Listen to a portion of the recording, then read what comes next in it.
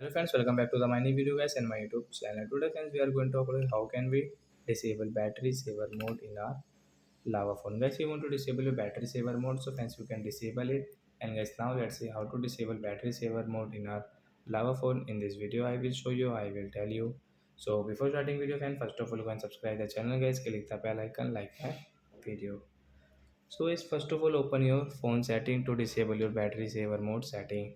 So once you can see this type of setting in your lava phone guys, click on your phone battery setting guys, click on guys your battery saver mode setting. Once you can see this turn off now option, then tap here to disable. After disable guys, your battery saver will disable. And as you can see set a schedule guys, you want to set schedule, so you can based on percentage guys you can set from here guys. So like that guys, you can disable your battery saver mode in your lava phone. So that's it guys, thanks for watching the video guys. We will meet on next video with new topic. Before going, please go and like the video, subscribe the channel. Bye bye friends.